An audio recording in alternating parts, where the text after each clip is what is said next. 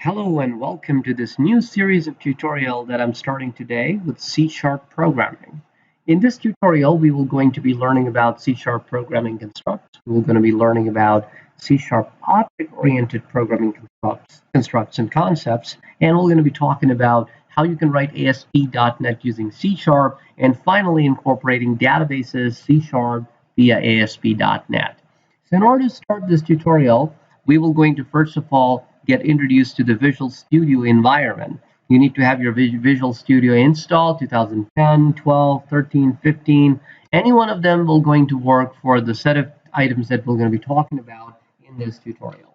So to get started, you need to have your Visual Studio installed. I'm clicking the Start button and I'm starting Visual Studio 2013. Now, as the Visual Studio 2013 opens up, here you need to understand how to work with C#.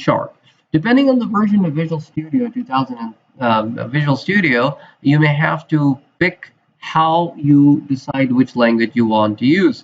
So when you click File, New Project, here, since I've used C# before on this computer, it automatically picked that as my choice. But in case if it doesn't do that for you, then always look for under installed templates and then you look for Visual C#.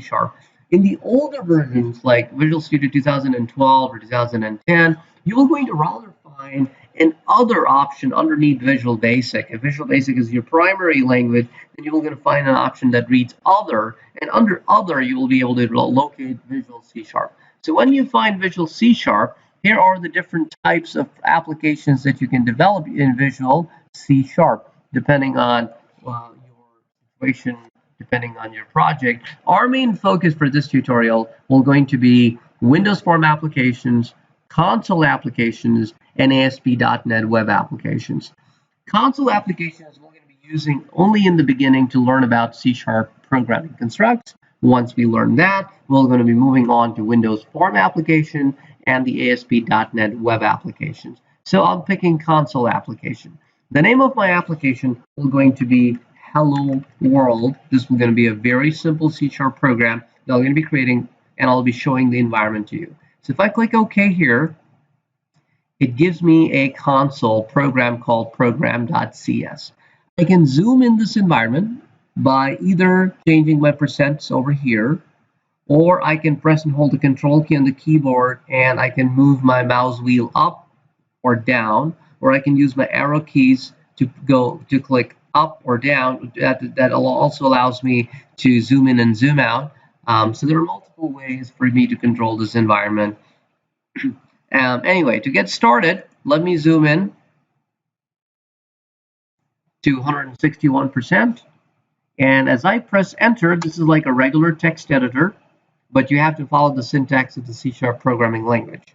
Right in this corner, you're going to find your line numbers, your column numbers, and if the insert is on or off. And this is where majority of your code will going to go. We'll talk about namespaces and classes in a different program, but for now, let's understand it like this, that class is the name of the program that holds your code.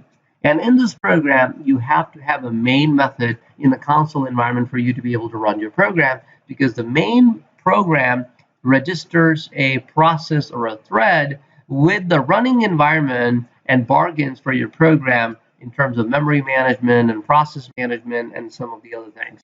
So main is extremely important and essential. So here, we're going to write our very first program. We need help from a class called console, which will going to help us write the output to the console. So console class comes from the system namespace, which is a built-in namespace. The idea of these namespaces is that what Visual Studio has done, instead of creating all these gazillions of files, after they've created them, they also organize them what we call namespaces. It's pretty much like folder. So when they say system dot something, that means it is coming from a folder called system. And then it's quite possible there may be a subfolder, and then there may be a subfolder, and going down all the way to the file that you would like to use. So console dot write. Now we have two options, write or write line. In another tutorial, I'll talk about the difference between the two, but for now I'm picking up write line. And this is where I would like to type my hello world. All statements end in semicolon in C#, which is called the terminator, except for the block statements. As you notice that main is a block, it has an opening and closing curly braces, class is a block, namespace is a block, but all the single instructions must end in semicolon. So anyway, let me try to now run it. If you just simply click the start button to run it, it will going to run it for you, but will not going to do much. Means that it will going to give you this window which will going to come and go away.